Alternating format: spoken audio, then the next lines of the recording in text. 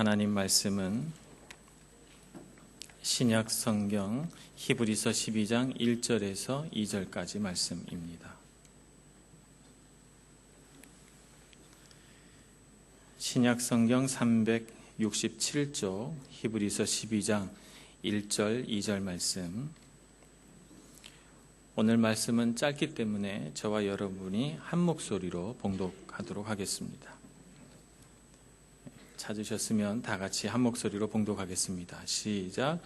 이러므로 우리에게 구름같이 둘러싼 허다한 증인들이 있으니 모든 무거운 것과 얽매이기 쉬운 자를 벗어버리고 인내로서 우리 앞에 당한 경주를 하며 믿음의 주요 또 온전하게 하시는 이인 예수를 바라보자. 그는 그 앞에 있는 기쁨을 위하여 십자가를 참으사 부끄러움을 개의치 아니하시더니 하나님 보좌 우편에 앉으셨느니라. 아멘.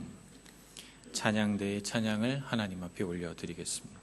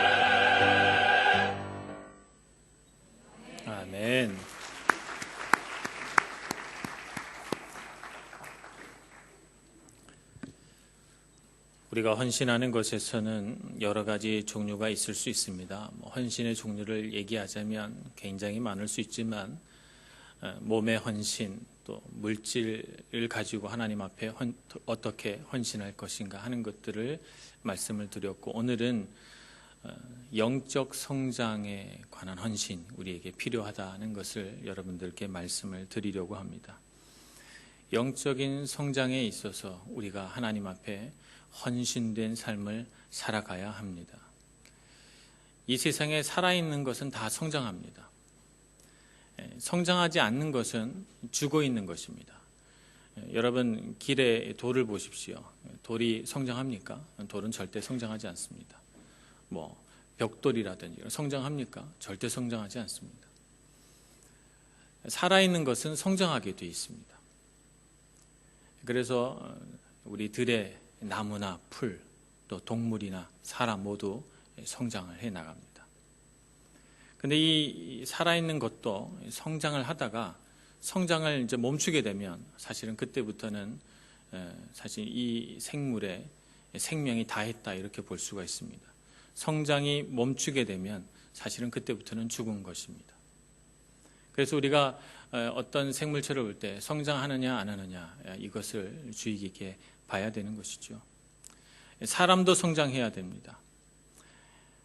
사람도 살아가면서 계속 성장해야 우리가 살아있는 것인데 그 성장을 멈추거나 혹은 우리가 성장하기를 포기하는 순간 사실은 그 순간 우리는 죽은 것이라고 볼 수가 있습니다. 우리의 몸은 일정한 수준이 되면 더 이상 성장하지 않습니다.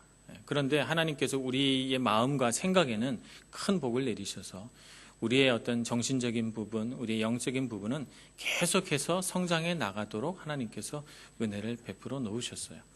그렇기 때문에 우리는 끝이 없이 성장할 수 있는 그런 무한한 가능성을 가지고 있습니다. 그러니까 우리 사람도 계속해서 성장해 나가야 됩니다. 그 성장하는 것을 어느 순간 포기하고 탁 내려놓는 순간 사실 우리의 어떤 정신적인 면이나 영적인 면은 죽은 것이다 이렇게 봐도 과언이 아닐 것입니다.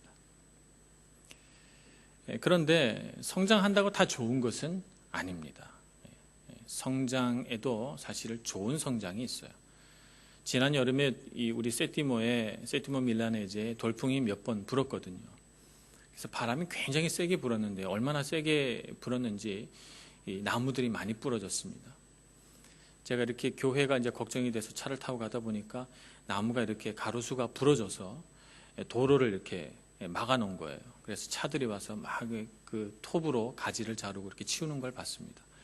그런데 어떤 나무들은 그 심한 돌풍이 왔는데도 전혀 나뭇가지 하나 떨어지지 않고 이렇게 서 있어요.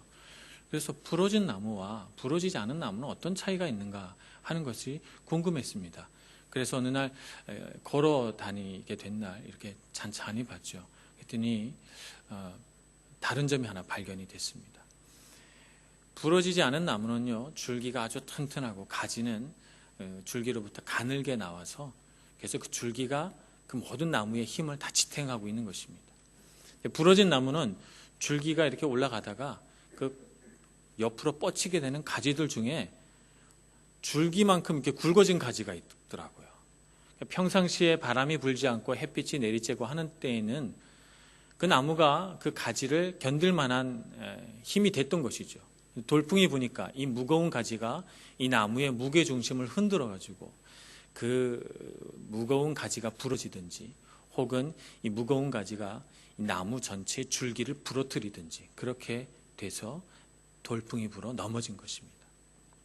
그러니까 나무가 성장하는 데 있어서도 좋은 성장이 있구나 하는 것을 우리가 알게 되죠.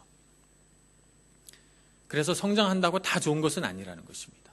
성장에도 바른 성장이 있고 좋은 성장이 있습니다. 우리가 올바르게 성장해야 하겠습니다. 우리는 누구나 자신이 원하는 만큼 성장할 수 있습니다. 우리가 성장하지 못하는 그 이유는 사실은 우리가 성장해야 되겠다라고 하는 그런 마음이나 혹은 성장을 위해서 우리가 투자하는 시간들이 적기 때문에 우리가 사실 성장하지 못하죠. 우리가 성장하기를 원하는데 성장해서 우리가 정말 우리가 원하는 영적인 성장, 또 정신적인 성숙 이런 것들을 이루어 가려면 우리는 관심을 거기에 쏟고 거기에 걸맞는 시간들을 투자해야 됩니다. 그렇게 하지 않으면 우리의 성장은 정체돼 버리고 정체된 삶이 오래 지속이 되면 더 이상 자라나지 않는 성장이 멈추어진 사람이 되는 것입니다.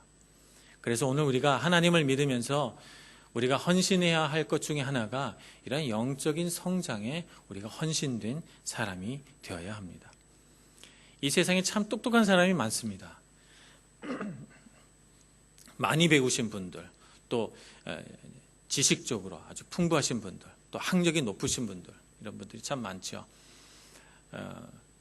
교회도 보면 굉장히 많이 배우신 분들이 많이 있어요. 제가 아는 어떤 분은 박사학위를 3개 정도 가지고 있습니다. 세상에서 이름만 대면 다들 그 사람하고 알아볼 수 있을 정도 유명하신 분입니다.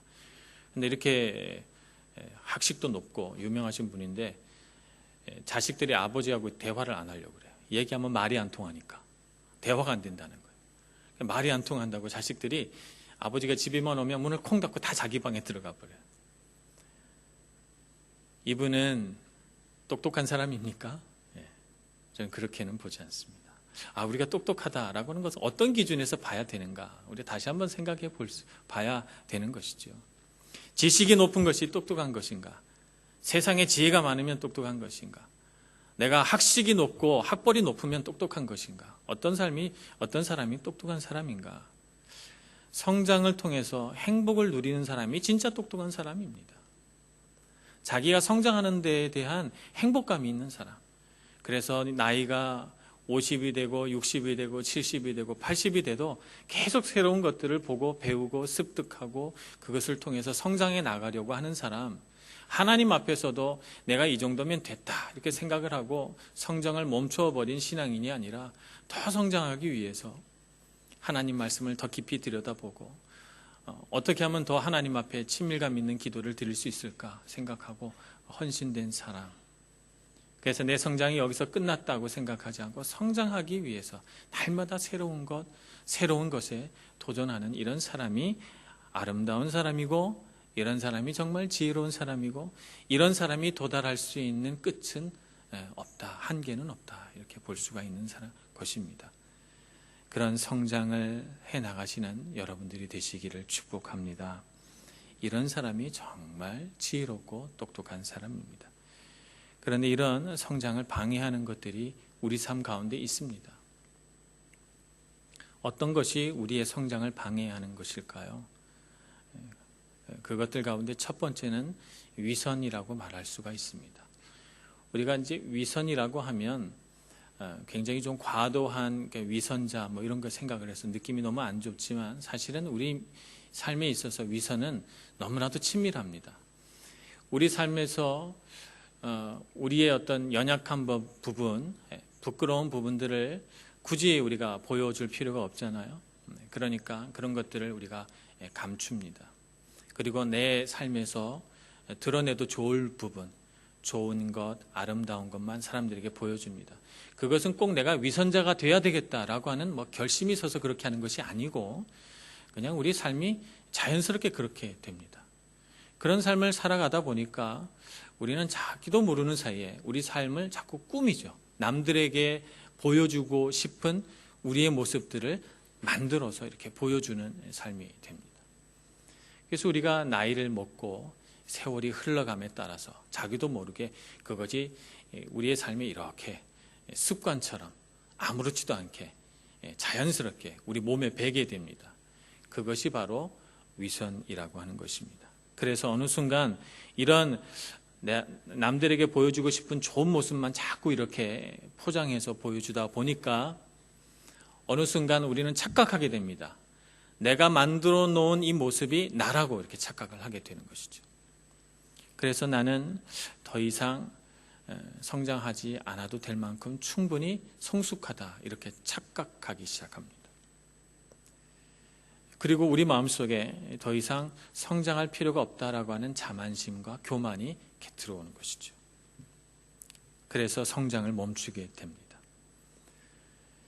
그런데 재미난 것은요, 성숙한 사람일수록 그리고 막 성장해 가는 사람일수록 자기 안에 부족한 것들이 너무 많이 보여서 그것 때문에 괴로워합니다. 그래서 더 성장해야 되겠다고 생각을 하고 성장을 멈추어 버린 사람일수록 나는 이미 다 성숙했다고 생각합니다. 아주 아이러니한 현실이죠. 그래서 성장을 멈추고 끊임없이 자기를 포장하고 가면을 쓰고 자기의 위선된 모습으로 살아가는 사람은 그냥 그 자리에 멈춰서서 죽어가는 이런 삶을 살아가는 데 반해서 살아있는 사람, 성장하는 사람은 자기의 부족한 부분 때문에 끊임없이 갈등하고 고민하고 아파하면서 더 성장해 가려고 하는 것입니다. 그러므로 우리는 우리 안에 있는 이런 위선된 모습들을 자꾸 하나님 앞에서 깨트려 나가야 합니다. 우리의 포장된 이 포장지를, 삶의 포장지를 뜯어내야 합니다. 하나님 앞에 우리가 숨길 것이 아무것도 없습니다. 하나님 앞에 숨길 것도 없고 세상 가운데 우리에게 숨길 것이 없습니다. 다 드러나게 돼 있습니다. 우리가 이 세상을 살아갈 때 어떻게 살아가야 되겠는가? 가면이 아닌 진심으로 살아야 됩니다. 요즘 한국에서 오디션 프로그램이 유행하고 있어요. 그럴 때마다 심사위원들이 하는 말이 있습니다. 어떤 말을 하는가 하면 노래를 하시려면 진심으로 부르세요 이렇게 말하거든요. 진심으로 부르세요. 진심으로 부를 때 그 노래가 감동이 있습니다. 기술적으로는 조금 미숙하고 조금 모자란 것이 있어도 마음에 진심을 담아서 부르면 그 노래는 감동을 줍니다. 요즘 한국에서 결혼하지 못한 이 노총각 노처녀들이 많다 보니까 신종 직업이 출연했습니다. 연애 기술을 코치하는 제가 이름을 잊어버렸는데 연애 기술을 코치하는 그런 직업이래요. 그래서 남자와 여자를 이렇게 모아놓고 어떻게 하면 연애를 잘할 수 있나 그런 기술을 가르쳐 준다고 합니다. 사랑에 있어서 가장 핵심은 뭘까요? 진심이겠죠. 어떤 기술을 가지고 이렇게 연애를 할 수 있습니까? 그런 것보다도 정말 중요한 것은 진심이겠죠. 진심은 우리의 모든 연약함과 부족함을 다 덮고도 남습니다.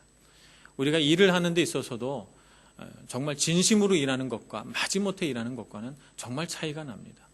우리가 세상에 나가서 돈을 버는 일이든 가정 안에서의 일이든 교회 일이든 무슨 일이든 내가 진심을 쏟아서 일하면 사람들로부터 정말 저 사람 대단하다, 참 잘한다 하는 소리를 듣습니다. 그런데 마지못해서 억지로 시키는 것만 간신히 하면 직장에서든 가정에서든 교회에서든 일을 해놓고도 욕을 먹어요. 참 안타까운 일이죠. 그러니 이 세상을 살아갈 때 가장 중요한 능력이 무엇입니까? 진심이죠. 우리가 무슨 일이든 노래를 부르든 사랑을 하든 이 세상에서 어떤 일을 가지고 살아가든 진심을 쏟아서 하면 그 사람은 탁월한 사람이 됩니다.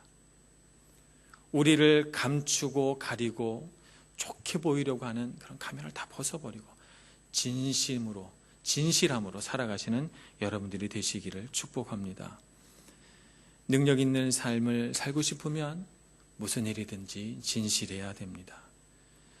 하나님 앞에 진실하게 서는 것, 그래서 무척 중요합니다.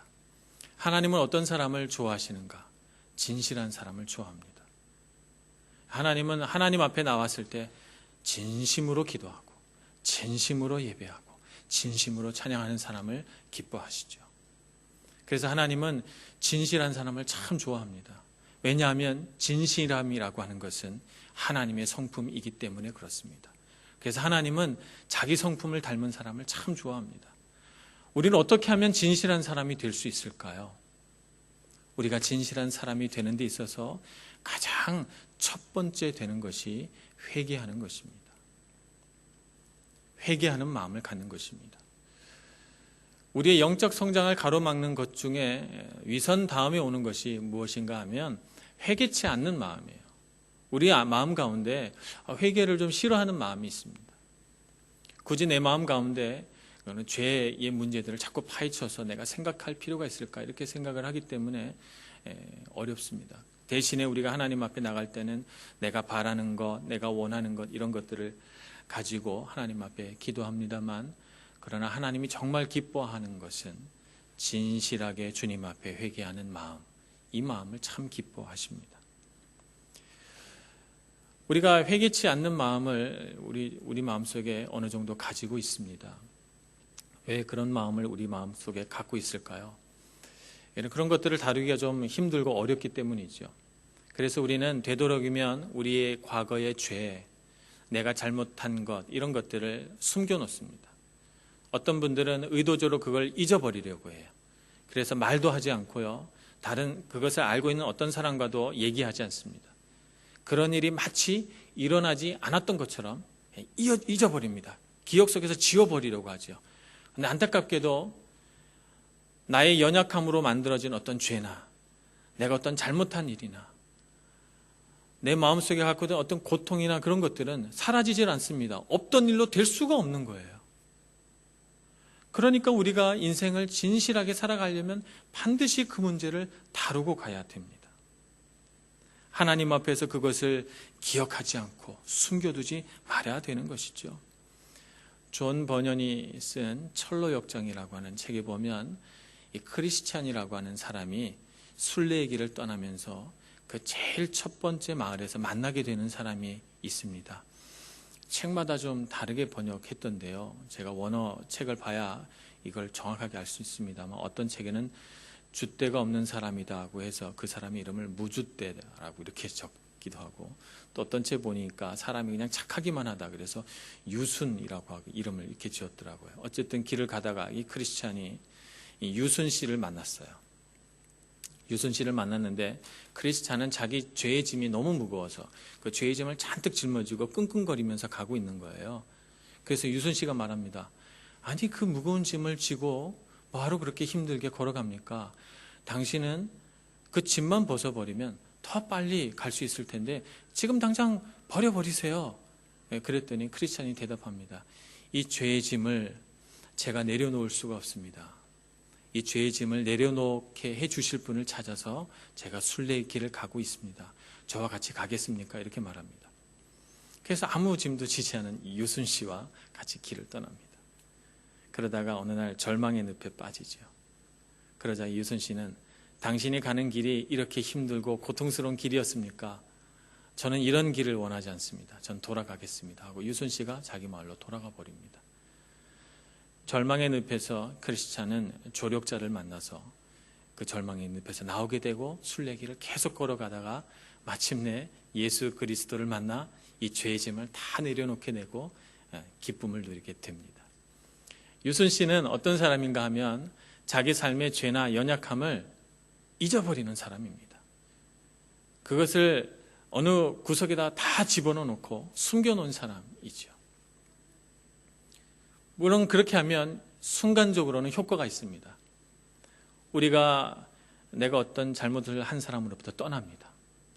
혹은 내 어떤 연약함이 드러난 곳에서 얼른 나와서 다른 곳으로 가버립니다. 그래서 나의 부끄러운 과거는 꽁꽁 숨겨두고 그것을 알만한 사람으로부터 나는 완전히 떠나서 그럴 때마다 새로운 인생을 시작하고 그럴 때마다 새로운 삶을 시작해 나가면 그 순간에는 참 자유롭고 행복하고 내가 새 사람이 된 것 같은 느낌이 들지만, 그러나 그 부끄러운 과거와 죄는 나로부터 떠나지 않습니다. 그것이 나를 묶고 있고 그것 때문에 나는 끊임없이 혼자 있을 때 고통받게 되는 것입니다. 그러므로 우리는 어떻게 해야 될까요? 주님 앞에 나와서 그 문제에 관해서 회개해야 합니다. 더 이상 죄로 반응하며 살아가지 않게 해달라고 주님 앞에 간구해야 되고 그 문제를 다루어서 주님의 빛 가운데 끌어내야, 그래야만 그 문제로부터 우리는 자유로워질 수 있고 우리는 그 인생의 죄의 짐을 다 내려놓을 수 있게 되는 것입니다. 어떤 사람은 또 마음속에 상처를 가득 안고 살아가는 사람도 있습니다. 예전에 나에게 일어났던 어떤 상처, 보통 상처는 나의 죄든 혹은 타인의 죄든 죄 때문에 상처라고 하는 것이 만들어집니다. 저도 8살 때 상처가 하나 있었습니다. 8살 때 50원짜리 그 사탕이 있었어요. 딸기 사탕 이렇게 5개를 한 줄로 묶어서 이렇게 그런 맛있는 사탕이 있었어요. 이 네모난 모양의 이 딸기 사탕이 너무 먹고 싶어서 50원짜리가 생기면 항상 제가 저희 집 앞에 있는 구멍가게에 가서 사 먹었거든요. 그날 50원짜리를 두고 신나서 갔어요.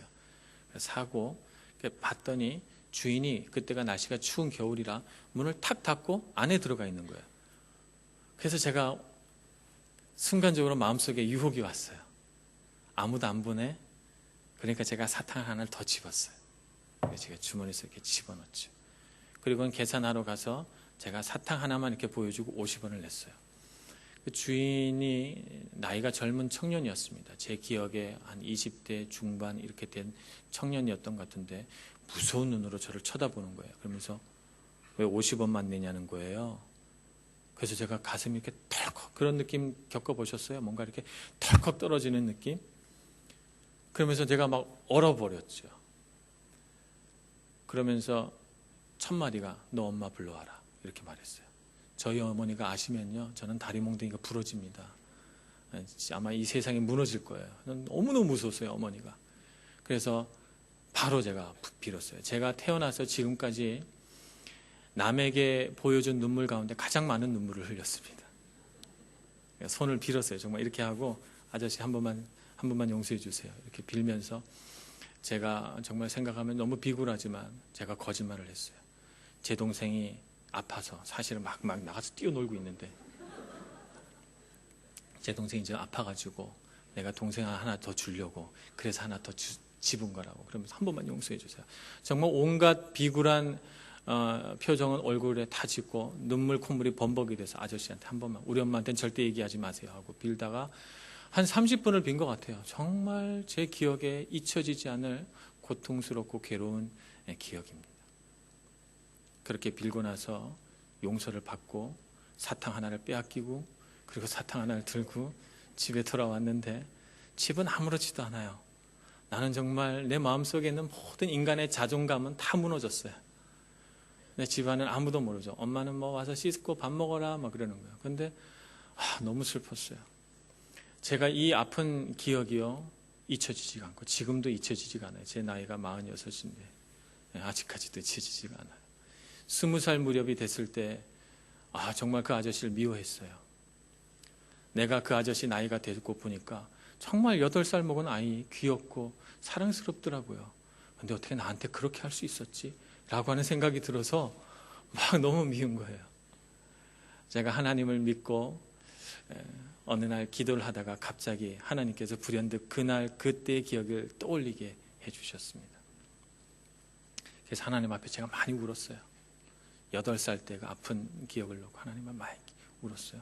그 아저씨가 너무 밉다고, 그리고 나에게 이렇게 정말 부끄러운 일들이 일어나게 되어서 난 너무 괴롭다고 제가 하나님께 기도했어요. 그때 하나님께서 제 마음을 위로해 주시면서 제 마음 가운데 주신 생각이, 리노야, 네가 이런 기억을 8살 때 했기 때문에 너가 이제 어떤 대가를 주고라도 너의 자존감과 너의 존엄을 팔지 않을 거 아니니, 저에게 이렇게 가르쳐 주셨어요. 그래서 제가 살면서 아주 작은 것에 욕심내지 않기로, 이것에 욕심내서 내가 움켜쥐었을 때 그것으로 인해서 돌아올 대가를 내가 아니까, 내가 얼마나 많은 부끄러움과 얼마나 많은 비굴함 속에서 내 마음의 자존감이 무너질지를 내가 이미 8살 때 경험을 했으니까, 그래서 그 이후로는 욕심내지 않게 됐죠. 그래서 제가 그 하나님의 음성에 반응하면서, 주님 감사합니다, 8살 때 벌써 저를 위한 훈련을 시작하셨군요. 제가 이렇게 기도를 드리면서, 그러면서 저는 생각합니다. 8살의 나이에도 내 마음 가운데 죄가 많았구나. 이젠 그 아저씨가 미운 게 아니라 제가 보입니다. 8살이라는 나이에 벌써 무언가를 훔치려고 하는 욕심과 죄가 제 안에 있었던 것이죠.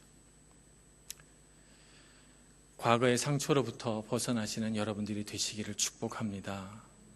우리의 죄 때문에, 누군가의 죄 때문에 우리는 상처를 입고 살아갑니다. 하나님 앞에서 다루어 내시기를 바랍니다. 그래서 용서해야 할 사람은 용서하시고, 용서받아야 할 사람은 누군가에게 용서를 구하시고, 그래서 그 상처로부터 벗어나시는 여러분들이 되시기를 바랍니다. 그래서 여러분들 마음속에 있는 죄성이 더 이상 여러분의 삶을 움켜쥐고 성장하지 못하도록 붙잡아 내리고 그런 고통스러운 삶이 아니라 성장하고 자유롭게 성장하고 행복하게 되는 그런 인생을 살아가시는 여러분들이 되시기를 바랍니다. 야곱이라고 하는 사람이 창세기에 등장합니다. 이 사람이 참으로 극적인 인생을 살았는데 이 사람의 인생 가운데 가장 하이라이트는 어딘가 하면 바로 형 에서를 만났던 바로 그 장면입니다. 형의 장자권을 훔쳐서 또 형이 받을 축복을 또 도둑질해서 그는 그 죄를 덮고자 형의 보복이 두려워서 도망을 갑니다. 아주 먼 곳으로 도망을 갑니다. 그리고는 그곳에서 가정을 꾸리고 자식을 낳고 했는데 고향으로 돌아갈 수밖에 없는 형편이 됐어요. 그래서 고향으로 돌아옵니다. 근데 형이 마주오고 있대요. 400명이나 되는 군사를 이끌고 마주오고 있다는 거예요. 두려움에 사로잡혔습니다. 야곱은 거기서 도망가고 싶은 거예요. 죄로부터 도망가는데 익숙한 사람이니까, 이 사람은 아주 잔꾀가 많은 사람이니까 도망가려고 합니다. 그래서 가족을 다 보내고 하인들도 다 보내고 자기만 안 가고 강 너머에서 어떻게 할까 이렇게 생각합니다. 그날 밤에 하나님의 사자가 찾아왔습니다. 한판 씨름을 벌입니다. 형을 만나지 않고 요령을 부리려는 야곱의 환도뼈를 부러뜨려 가지고 그곳에서 가라고 야곱의 등을 떠밉니다. 그날 아침 야곱이 꿈에서 깨어서 하나님의 사자와 내가 만났다. 그래서 그곳 이름을 브니엘이라고 짓습니다. 브니엘의 뜻은 하나님의 얼굴이라는 뜻입니다. 그리고는 다리를 절뚝절뚝하면서 형 에서를 만나러 가죠. 형 에서가 막 옵니다. 나를 죽일지 용서할지 모르는 거잖아요. 야곱의 마음속에 하나님의 사자로부터 얻은 경험이 있습니다. 용기를 내고 담대하게 형 앞에 엎드려서 7번 절을 합니다. 내가 잘못했다고, 내가 죄를 지었다고 이렇게 회개하는 것이죠. 그 순간 형 에서가 막 달려와서 야곱을 끌어안고 웁니다. 울면서 내 동생 야곱이 살아있었구나 이렇게 고백을 합니다. 그래서 자기를 껴안고 우는 형의 얼굴을 바라보면서 야곱이 하는 말이 형님의 얼굴을 보니 하나님의 얼굴을 보는 것 같습니다. 이렇게 고백해요. 브니엘. 회개하고 하나님 앞에 돌아온 사람은 하나님의 얼굴을 보는 사람이고, 하나님의 얼굴을 본 사람은 세상에 아무리 두려운 사람도 하나님의 얼굴을 보는 것 같은 은혜를 누리게 됩니다. 하나님이 기뻐하시는 것은 무엇일까요? 하나님이 기뻐하시는 것은 회개 자체가 아닙니다. 그냥 회개 자체를 기뻐하시는 게 아니에요. 회개하기 위해서 두려움에도 불구하고 하나님 앞에 무릎을 꿇는 정직함, 그 정직함을 기뻐하시는 것이죠. 진실함을 기뻐하는 것입니다. 주님 앞에 나가셔서 여러분의 마음을 정직하게 아뢰시고 기도하시는 여러분들이 되시기를 바랍니다. 하나님은 우리에게 정말 관심이 많습니다. 그래서 하나님은 우리가 무엇을 만들어내느냐, 어떤 결과를 가져왔느냐라고 하는 것보다도 그냥 우리 자체에 관심이 있으세요. 그래서 어떤 일을 우리가 맡아서 해나갈 때 하나님은 그 일을 해나가는 우리의 연약함, 죄, 우리의 어떤 상처들을 어루만지시고 자라가도록, 그 일을 하면서 어떤 결과를 바라시는 것이 아니라 그 일을 통해서 우리가 자라가도록 북돋아 주십니다. 오늘 히브리서 12장 2절의 말씀을 봅니다. 이 12장 2절의 말씀은 제가 2년 전 2011년도에 하나님께 받았던 말씀이기도 합니다. 너무너무 사랑하고 제가 좋아하는 말씀인데 우리 다 같이 한번 읽어보겠습니다. 같이 읽겠습니다. 12장 2절 시작. 믿음의 주여 또 온전케 하시는 이인 예수를 바라보자. 그는 그 앞에 있는 기쁨을 위하여 십자가를 참으사 부끄러움을 개의치 아니하시더니 하나님 보좌 우편에 앉으셨느니라. 아멘. 믿음의 주여 또 온전케 하시는 이인 예수를 보자. 그는 그 앞에 있는 기쁨을 위하여 부끄러움을 참으사 십자가를 지고 가셨다라고 했습니다. 우리도 또한 예수 그리스도를 바라보면서 우리의 부끄러움, 우리의 죄 다 십자가에 못 박고 주님 앞에 진실함으로 자라나서 우리 앞에 믿음의 주요 온전케 하시는 이 예수를 바라보면서 예수님만큼 자라나시는 저와 여러분 모두가 되기를 간절히 축원합니다. 기도하겠습니다. 하나님 아버지, 우리 마음 가운데 진실함을 더하여 주시옵소서. 우리 마음 가운데 정직함을 주시옵소서. 그래서 하나님 앞에 나와서 기도할 때마다 우리의 모든 부끄러운 죄를 고백할 줄 알고 주님을 만날 때 진실함으로 만나고 정직함으로 만나서 하나님 앞에 드리는 모든 기도가, 하나님 앞에 드리는 모든 예배가 진실한 예배와 기도가 되게 하여 주시옵소서. 예수님의 이름으로 기도합니다. 아멘.